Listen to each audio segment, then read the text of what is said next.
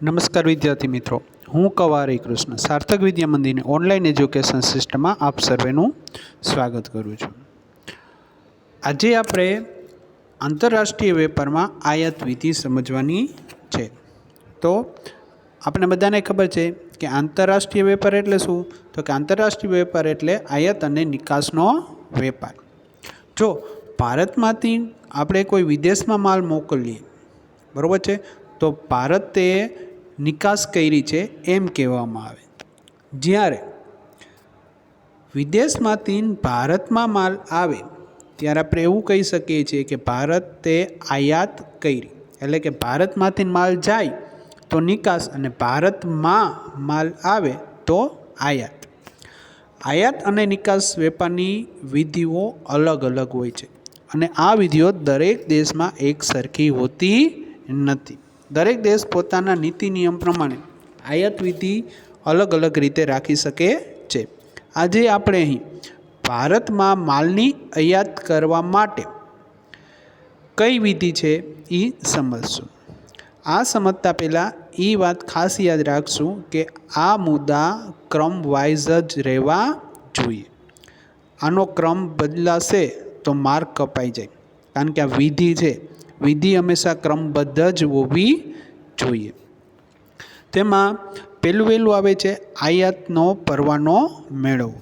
હવે સરકારે છે ને અમુક બહાર પાડેલી આવશ્યક ચીજ વસ્તુઓ અથવા સેવા હોય, બરાબર, એની આખી એક યાદી બનાવેલી છે, બરાબર। તો આ યાદીમાંથી તમારે કોઈ વસ્તુ કે સેવા મેળવવી હોય તો એની આયાત વિધિ એકદમ સરળ છે। પરંતુ આ યાદી સિવાયની બીજી કોઈ વસ્તુ કે સેવા જો તમારે મેળવવી હોય તો એ પ્રક્રિયા લાંબી છે। તો જ્યારે તમારે આવી વસ્તુ મેળવવી હોય તો પહેલાં તમારે શું કરવું પડે છે?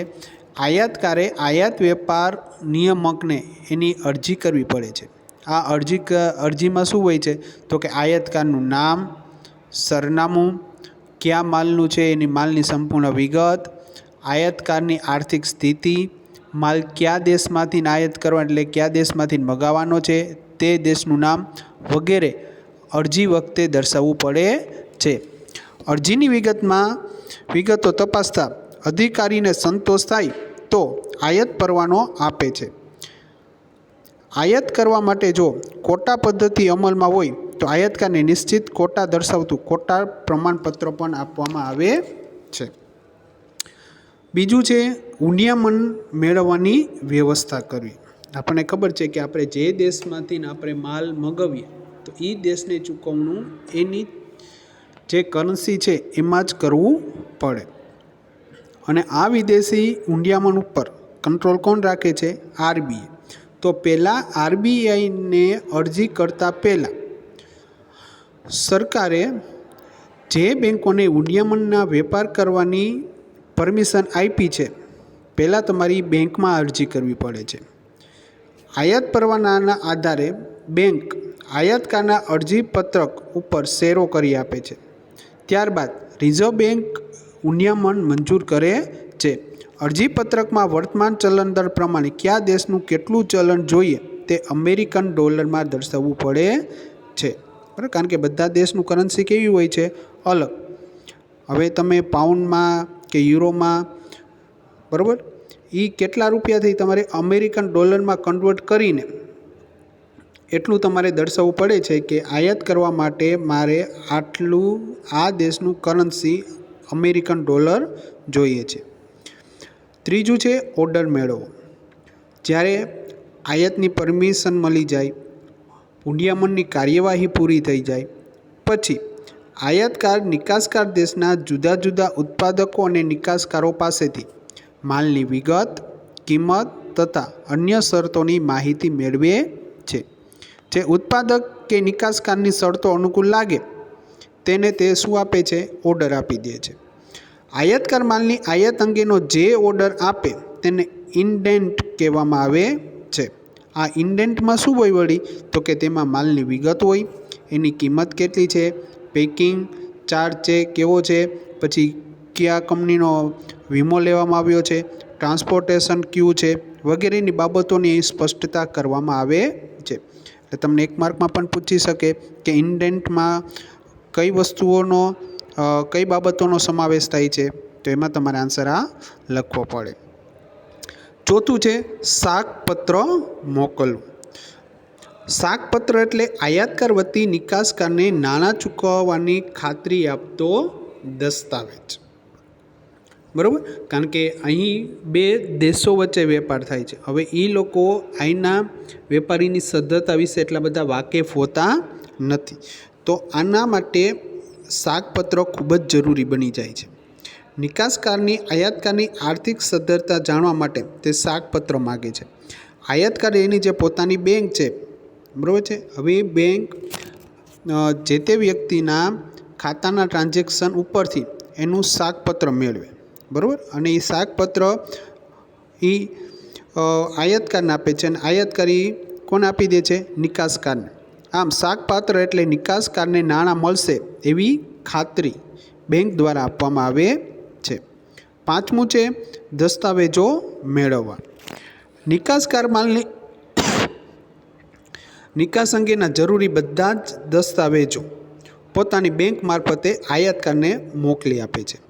સામાન્ય રીતે બેંક મારફતે હુંડી સ્વીકારનો દસ્તાવેજ એટલે કે ડોક્યુમેન્ટ અગેન્સ્ટ એક્સેપ્ટન્સ કે નાણાં ચૂકવણી સામેનો દસ્તાવેજ એટલે કે ડોક્યુમેન્ટ અગેન્સ્ટ પેમેન્ટ મોકલે છે, જે આયાતકારે છોડાવવાનો રહે છે. ત્યાર પછી આવે છે માલ પ્રાપ્તિનો ઓર્ડર મેળવવો. આયાતકારને જે કંઈ પણ દસ્તાવેજો મળ્યા છે એમાં બિલ ઓફ લેન્ડિંગ એ માલની માલિકી દર્શાવતો દસ્તાવેજ છે.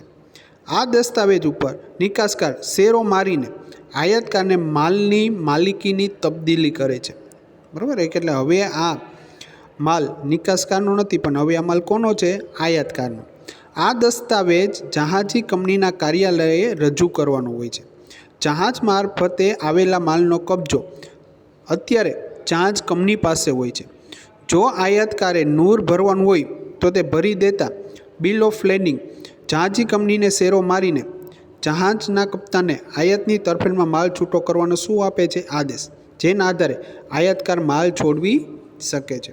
હવે આયાતકારને જે નિકાસકાર તરફથી બિલ ઓફ લેન્ડિંગ મળ્યું છે એ બિલ ઓફ લેન્ડિંગ આ કપ્તાનની જહાજના કપ્તાનને આપવાનું હોય છે, બરાબર. કંપનીમાં આપે એટલે એના આધારે એ જે માલ છે એ આયાતકારને આપી દે છે, અને જો એમાં જકાત ભરવાની થતી હોય તો પહેલી જકાત ભરવી પડે છે. 7મું છે આયાત જકાત ભરવી. વિદેશમાં મંગાવવામાં આવેલા માલ ઉપર આયાતકારે જકાત ભરવી પડે છે. જ્યાં સુધી આયાત જકાત ન ભરાય કે જકાત મુક્તિનું પ્રમાણપત્ર ન મળે ત્યાં સુધી આયાતી માલને બંદર બહાર લઈ જવા દેવામાં આવતો નથી, બરાબર. એટલે કે જે કાંઈ પણ માલ આવ્યો હોય પહેલાં એનું જે આયાત જકાત હોય છે તે ભરવી પડે છે. એલચીનું ભરતિયું અને માલની ઉત્પાદનના પ્રમાણપત્રના આધારે જો ઓછી જકાત ભરવાની હોય તો તે માટે બિલ ઓફ એન્ટ્રી નામનું પત્રક તૈયાર કરવું પડે છે. હવે આમાં એવું છે કે અમુક ઓછી જકાત ભરવાની થતી હોય તો એ માટેનું એક પત્રક આવે છે, જેને શું કહેવામાં છે? Bill of entry. આ પત્રકમાં જહાજનું નામ, વિદેશમાં જે બંદરેથી માલ ચડાવવામાં આવ્યો છે તે બંદરનું નામ, નિકાસકાર કોણ છે એનું સરનામું, આયાતકાર કોણ છે તેનું નામ અને સરનામું, અને એમાં કયો માલ છે તેની સંપૂર્ણ વિગતો દર્શાવવામાં આવે છે. આ પત્રકની વિગતોના આધારે જકાત નક્કી કરવામાં આવે છે. નક્કી કરેલી જકાતની ભરપાઈ કરવામાં આવે એટલે જકાત અધિકારી બિલ ઓફ એન્ટ્રી પર તે માહિતી આપતો શેરો કરીને આયાતકારને આપે છે. એટલે કે એની જે પૈસાની ચૂકવણી થાય એની એન્ટ્રી થઈ જાય, બરાબર, એટલે એ આયાતકારને આપી દે છે કે આ માલની આયાત જકાત ભરાઈ ગઈ છે. 8મું છે ડોક ચાર્જીસની ચૂકવણી. આયાતકારે હવાઈ માર્ગ, જમીન માર્ગ કે દરિયાઈ માર્ગ જે પૈકી જે માલ મગાવ્યો હોય તે સ્તરે વાહન આવે ત્યારે તે સ્તરનો વપરાશ કરવા બદલ જે ખર્ચ ચૂકવવો પડે તેને ડોક ચાર્જીસ કહેવામાં આવે છે, બરાબર. એટલે કે કોઈ પણ રીતે માલ આવ્યો હોય, હવાઈ માર્ગે આવ્યો હોય, દરિયાઈ માર્ગે આવ્યો હોય કે જમીન માર્ગે આવ્યો હોય, બરાબર. હવે એ જે વાહન જે સ્થળ ઉપર આવ્યું અને એ સ્તર ઉપર જે એનો વપરાશ કરો એ બદલ અમુક ખર્ચ ચૂકવવો પડે છે. આ જે ખર્ચ ચૂકવવામાં આવે છે તેને ડોક ચાર્જીસ કહેવામાં આવે છે. આ ડોક ચાર્જીસમાં શું હોય તો કે જે તે સ્થળ પરના સાધનો, સગવડો તથા વાહન ઉપરથી માલ ઉતારીને આયાતકારનો કબજો મેળવે ત્યાં સુધીના તમામ ખર્ચાઓનો એમાં સમાવેશ થાય છે. કારણ કે બંદરે જે માલ આવ્યો હોય શિપમાંથી ગોડાઉન સુધી પહોંચાડવાના ઘણા બધા ખર્ચાઓ હોય છે. ડોક ચાર્જીસ ભરી દીધા પછી જે રસીદ આપવામાં આવે છે તેને ડોક રસીદ કહેવામાં આવે છે. આયાત જકાત ભરાઈ જાય પછી ડોક ચાર્જીસ ચૂકવવામાં આવે છે અને ચૂકવવા બદલ જે રસીદ આપવામાં આવે તેને શું કહેવામાં આવે છે? ડોક રસીદ. નવમું છે માલનો કબજો મેળવવો. આયાતકારે કરવાની તમામ કાર્યવાહી પૂર્ણ થયા બાદ માલનો કબજો મેળવે છે અને માલનો કબજો નિશ્ચિત સમયગાળામાં બોન્ડેડ ગોદામમાંથી ખસેડવામાં આવે છે.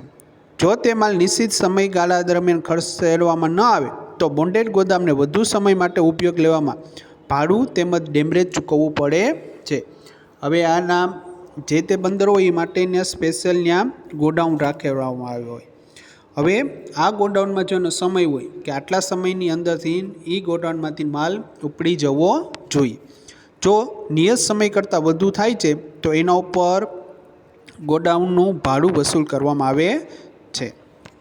તો મિત્રો આ હતા આયાત વિધિ. ખ્યાલ રહે કે આ મુદ્દા બધા કેમાં હોવા જોઈએ? લાઇનમાં જોવા જોઈએ. એકવાર રિવાઇઝ કરી લઈએ. આયાત વિધિનો પહેલો તબક્કો કયો છે? આયાતનો પરવાનો મેળવવો. બીજું, હુંડિયામણ મેળવવાની વ્યવસ્થા કરવી. ત્રીજું, ઓર્ડર મૂકવો. ચોથું, શાકપત્ર મોકલવું. પાંચમું, દસ્તાવેજો મોકલવા. છઠ્ઠું, માલ પ્રાપ્તિનો ઓર્ડર મેળવવો. સાતમું, આયાત જકાત ભરવી. આઠમું, ડોક ચાર્જની ચૂકવણી કરવી. અને છેલ્લું, માલનો કબજો મેળવવો. મિત્રો હવે આપણે નિકાસ વિધિ સમજીએ. જ્યારે એક દેશનો વેપારી અન્ય દેશના વેપારીને માલ મોકલે ત્યારે તેને અન્ય દેશમાં માલની નિકાસ કરી છે તેમ કહેવામાં આવે છે. જુદા જુદા દેશોમાં આયાતની જેમ નિકાસ વિધિ જુદી જુદી હોય છે. આપણે અહીં ભારતમાં નિકાસ વિધિ કેવી રીતે છે એની વિશે ચર્ચા કરીશું. એમાં પહેલું છે ઓર્ડર મેળવવો. આયાતકાર દ્વારા નિકાસકારને માલનો ઓર્ડર આપવામાં આવે છે. આ ઓર્ડરમાં માલની વિગત, એનો જથ્થો કેટલો છે, નક્કી થયેલી કિંમત, કેવું પેકિંગ છે, માલ કઈ તારીખે રવાના થવાનો છે, વીમો કઈ કંપનીનો લીધો છે, ક્યાં વાહન વ્યવહારની સેવા છે અને કેમાં માલ મોકલવાનો છે તેની વિગત, બિલની ચૂકવણીની પદ્ધતિ અથવા જે કંઈ પણ બીજી શરતો હોય એ બધી બાબતો દર્શાવવામાં આવે છે.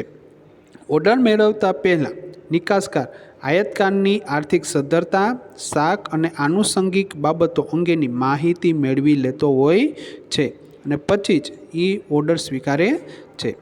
બીજું છે હવે ઓર્ડર એને મળ્યો. હવે એના પછી આવે છે કે નિકાસનો પરવાનો મેળવવાનો. આયાત નિકાસના અંકુશના કાયદા હેઠળ જે વસ્તુઓ આવતી હોય તેની જો નિકાસ કરવાનું આવતું હોય તો તેને એનો પરવાનો મેળવવો પડે છે. અને આ સિવાયની વસ્તુ હોય તો તેને પરવાનો મેળવવામાંથી શું મળે છે? મુક્તિ મળે છે, જે સામાન્ય પરવાનામાં આવી જાય છે. જેમ આયાતમાં હતું એવી જ રીતે. અને આનો જો પરવાનો મેળવવાનો હોય તો સરકારના વેપાર ખાતાને નિર્ધારિત પત્રકમાં પહેલાં એની અરજી કરવી પડે છે. અરજીમાં નિકાસકારની સ્પષ્ટ ઓળખ, નિકાસ કરવાની બધી વિગતો અને આવકવેરો, અન્ય વેરોની નિયમિત ચૂકવણી કરવા અંગેની ખાતરી આપવી ખૂબ જ જરૂરી છે. જે ધંધાદારી નિયમિત નિકાસ કરતા હોય તેમને સ્થાપિત નિકાસકાર તરીકે ઓળખવામાં આવે છે. એનો મતલબ કે જે નિકાસ કરવાની કામગીરી સતત એની ચાલુ જ હોય તો એવા નિકાસકારોને સ્થાપિત નિકાસકાર તરીકે ઓળખવામાં આવે છે. ત્રીજો છે માલ એકઠો કરવો.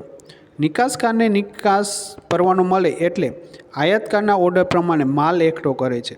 નિકાસકાર જો ઉત્પાદન કરતો હોય તો તે શું કરશે? માલનું ઉત્પાદન કરવાનું ચાલુ કરશે. અને જો તે વેપારી હોય તો એ મુજબનો ઓર્ડર છે, જે મુજબનો ઓર્ડર છે એ પ્રમાણે માલ એકઠો કરશે. આવું બધું ક્યારે થશે? કે જ્યારે એને નિકાસ કરવાની પરમિશન મળે ત્યારે. ચોથું છે હુંડિયામણ અંગેની કામગીરી. 1991 પછીના જે આર્થિક સુધારા આવ્યા તેમાં વિદેશી હુંડિયામણના ઘણા બધા નિયંત્રણો હતા ને એ હળવા થઈ ગયા. નિકાસકારને તેની બિલની રકમ આયાતકાર તેના ચલણમાં અથવા અમેરિકન ડોલરમાં કરે છે. એનો મતલબ કે અમેરિકાથી કોઈ માલ મગવે તો અમેરિકાવાળા એ પૈસાની ચૂકવણી કેમાં કરશે? ડોલરમાં. હવે હુંડિયામણની બાબતો ઉપર રિઝર્વ બેંક તથા તેમની નિમાયેલી બેંકો અને સંસ્થાઓ એના ઉપર નિયંત્રણ રાખે છે. આથી નિકાસકારે આયાતકાર પાસેથી મળવાપાત્ર હુંડિયામણનું પોતાના દેશમાં ચલણમાં રૂપાંતર કરવા આરબીઆઈને પહેલાં અરજી કરવી પડે છે. આ અરજીમાં પોતાને કેટલું હુંડિયામણ મળવાનું છે વગેરેની સંપૂર્ણ માહિતી જણાવવી પડે છે. અને આ અરજીની એક નકલ નિકાસકાર પોતાની જે બેંક હોય કે સંસ્થા હોય દ્વારા વ્યવહાર કરતો હોય તેને આપવી પડે છે. કારણ કે આના દ્વારા વિદેશી હુંડિયામણનું નિયંત્રણ કરી શકાય છે. પાંચમું છે શાકપત્ર મેળવવું. હવે માલની નિકાસ કરતાં પહેલાં નિકાસકાર છે એ પોતાની જેટલું બિલ છે એ બિલની સલામતી માટે એ શું કરશે? આયાતકારની આર્થિક સદ્ધરતા તપાસશે. તે માટે નિકાસકાર આયાતકારને પત્ર લખી તેની બેંક પાસેથી શાકપત્ર મગાવે છે. કેટલીકવાર નિકાસકારની બેંક આ માટે પોતાના વિદેશમાં રહેલી શાખાની પણ તે કામગીરી સોંપે છે. દાખલા તરીકે આઈસીઆઈસીઆઈ બેંક હોય અને આપણે શ્રીલંકા માલ મોકલવાનો હોય તો આઈસીઆઈસીઆઈ બેંકની શાખા જો શ્રીલંકામાં હોય તો તેના દ્વારા જે તે વ્યક્તિનું શાકપત્ર એના દ્વારા મેળવી શકાય છે.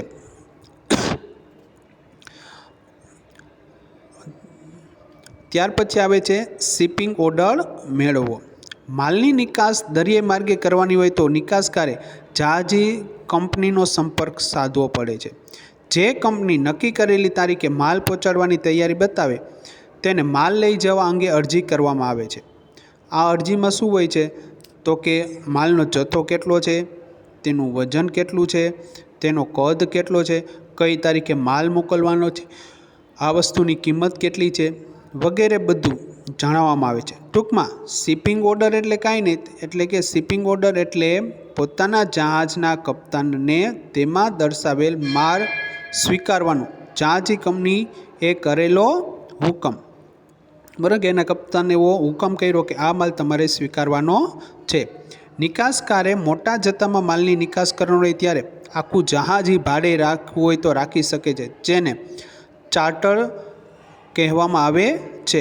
અને આ માટેના જે કરાર કરવામાં આવે તેને ચાર્ટર પાર્ટી કરાર કહેવામાં આવે છે. સાતમું છે જકાતની ચૂકવણી. દરેક નિકાસકારે જકાતની ચૂકવણી કરવી પડે છે. જો જકાત ન ભરવાની હોય તો તે અંગેનું જાહેરનામું નિર્ધારિત પત્રકમાં નિકાસકારે ભરી માલ જકાત મુક્ત છે તેવું પ્રમાણપત્ર જકાત અધિકારી પાસે લેવાનું હોય છે. એનો મતલબ કે આ માલ ઉપર જકાત ભરવાની હોતી નથી. અને જો આ માલ ઉપર જકાત ભરવાની થતી હોય તો નિકાસકારે શિપિંગ બિલ તૈયાર કરવાનું હોય છે. વળી આ શિપિંગ બિલમાં શું હોય છે તો કે આ શિપિંગ બિલમાં આયાતકારનું નામ હોય, એનું સરનામું હોય, માલ કેટલી કિંમતનો છે, એનો જથ્થો, વજન, કઈ બંદરે માલ ઉતરવાનો છે, બંદરનું નામ, જહાજ તથા જહાજી કંપનીનું નામ વગેરે વિગતો દર્શાવવી પડે છે. માલની કિંમત, જથ્થો વગેરેને આધારે જકાત અધિકારી જકાતની આકારણી કરે છે. જકાત અધિકારી શિપિંગ બિલ અને જરૂરી લાગે તો માલની જાત તપાસ કરીને જકાત નક્કી કરે છે. નિકાસકાર જકાતની રકમ ભરે એટલે માલ બંદર ઉપર લઈ જવાની એને શું મળી જાય છે? પરમિશન મળી જાય છે. હવે આ ચૂકવણી થઈ ગયા પછી હવે માલનું પેકિંગ અને માર્કિંગ કરવું.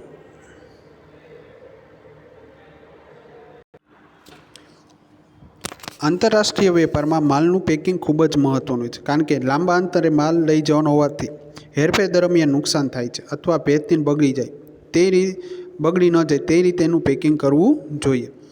કેટલીકવાર જહાજી કંપનીઓ નૂર નક્કી કરતી વખતે પણ માલના પેકિંગનું કદ ધ્યાનમાં રાખે છે.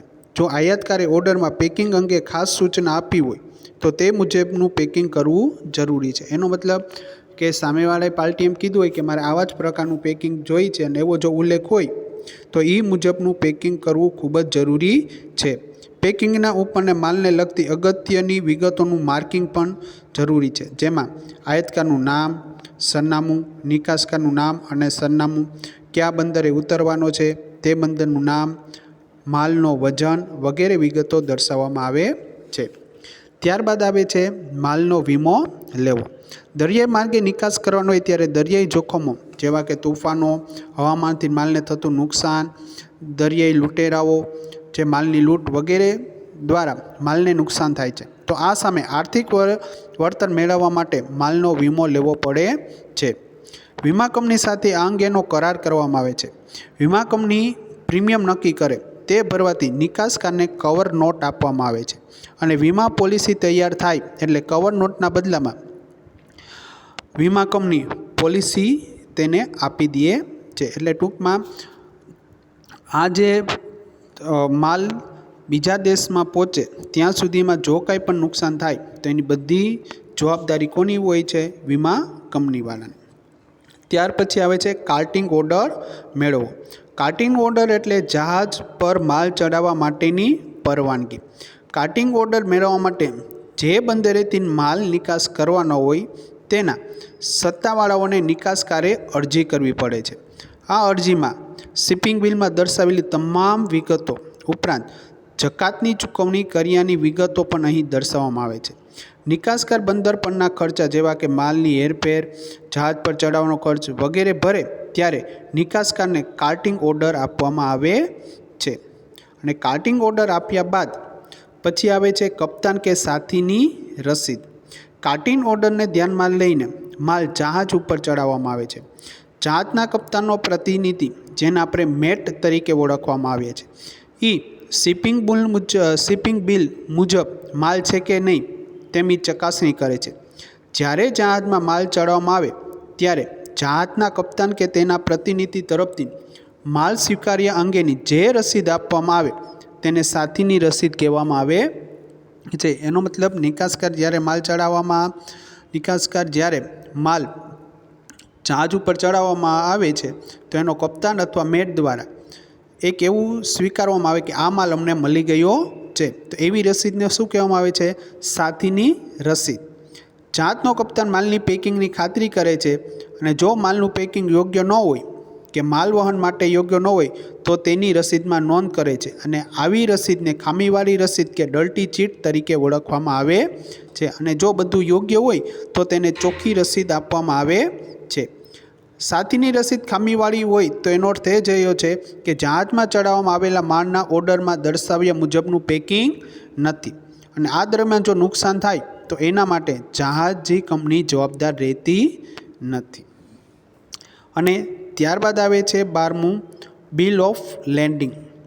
કપ્તાન કે સાથીની રસીદ એ માલ જહાજમાં ચડાવ્યા અંગેની પહોંચ લે છે, માલ લઈ જવા અંગેનો કરાર નથી. નિકાસકારને મળેલી કપ્તાનની રસીદ જહાજી કંપનીમાં રજૂ કરવાથી જહાજી કંપની દ્વારા બિલ ઓફ લેન્ડિંગ નિકાસકારને આપવામાં આવે છે. બિલ ઓફ લેન્ડિંગ એ નિકાસકાર અને જહાજી કંપની વચ્ચેનો એક કરાર છે, જે દ્વારા જહાજી કંપની એક બંદરેથી બીજા બંદરે માલ મોકલવા આપવાની ખાતરી આપતો દસ્તાવેજ છે. આ દસ્તાવેજમાં નિકાસકારનું નામ, નૂર, માલની વિગત, માલનો જથ્થો, કિંમત, વજન, જે સ્તરેથી માલ લઈ જવાનો છે તે બંદરનું નામ, હેરફેરની શરતો વગેરે દર્શાવવામાં આવ્યું છે. બિલ ઓફ લેન્ડિંગ એ મહત્ત્વનો દસ્તાવેજ છે. તેની 3 નકલો બનાવવામાં આવે છે. એક નકલ જહાજી કંપની રાખે છે, બીજી 2 નકલો નિકાસકારને આપે છે. એમાંથી એક નકલ નિકાસકાર આયાતકારને મોકલી આપે છે કે જ્યારે આયાતકાર બંદરેથી માલ ઉતારે તેની સામે આ બિલ ઓફ લેન્ડિંગની નકલ રજૂ કરવી પડે છે. 13મું આવે છે ઉત્પત્તિનું પ્રમાણપત્ર. એનો મતલબ આ માલ છે કયા દેશમાં ઉત્પન્ન થયો છે તેવું પ્રમાણપત્ર દર્શાવતા પ્રમાણપત્રને ઉત્પત્તિનું પ્રમાણપત્ર કહે છે. જુદા જુદા દેશો વચ્ચે થયેલા કરાર મુજબ જે તે આયાત જકાત પર રાહત આપે છે. આ કરાર હેઠળ રાહત મેળવવા માટે સૂચિત માલ કયા દેશમાં ઉત્પન્ન થયેલો છે તે અંગેનું પ્રમાણપત્ર ખૂબ જ જરૂરી મળી જાય છે. આ અંગે શું થાય છે કે અમુક જકાતમાંથી તેને મુક્તિ મળે છે, કારણ કે સરકાર દ્વારા જે સંધિઓ થઈ હોય એમાં આનો લાભ મળે છે. અને આવું પ્રમાણપત્ર વેપારી મંડળો, ચેમ્બર ઓફ કોમર્સ કે સરકાર પાસેથી મેળવી શકાય છે. 14મું છે વેપારી એલચીનું ભરતિયું. અહીંયા શું છે તો કે નિકાસકારે કરેલો માલ આયાતકારના દેશમાં પહોંચે એટલે તેને ઉપર જકાત એને ભરવી પડે છે. જકાતની ચૂકવણી સરળ બનાવવા માટે એલચીનું ભરતિયું એ મહત્ત્વનો દસ્તાવેજ છે. આયાતકાર દેશના એલચી નિકાસકાર દેશમાં હોય છે. એનો મતલબ આપણે શ્રીલંકા માલ મોકલવા તો શ્રીલંકાનો એક પ્રતિનિધિ, જેને આપણે એલચી કહીએ છીએ, એ ભારત દેશમાં હોય તો તેની પાસેથી નિકાસકાર એટલે કે આપણે માલ અંગેનું જે પ્રમાણપત્ર મળે છે તેને વેપારી એલચીનું ભરતિયું કહેવામાં આવે છે, કારણ કે શ્રીલંકા વતી એનો એલચી આ બધો સંભાળે છે. તો એના વતી કે ના ઓકે આ કિંમતનો આટલો માલ બરોબર છે, તો આ જે પ્રમાણપત્ર મેળવવામાં આવે એને એલચીનું ભરતિયું કહેવામાં આવે છે, જેમાં માલનો જથ્થો, કિંમત જેવી બાબતો દર્શાવવામાં આવે છે અને તેના આધારે જકાત વસૂલ કરવામાં આવે છે. 15મું છે દસ્તાવેજો મોકલવા.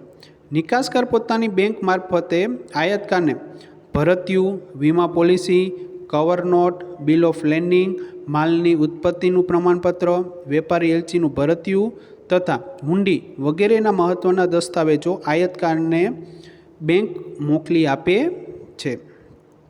અને છેલ્લું છે નાણાંની વસૂલાત. નિકાસકાર માલના નાણાંની વસૂલાત માટે બેંકને સૂચના આપે છે.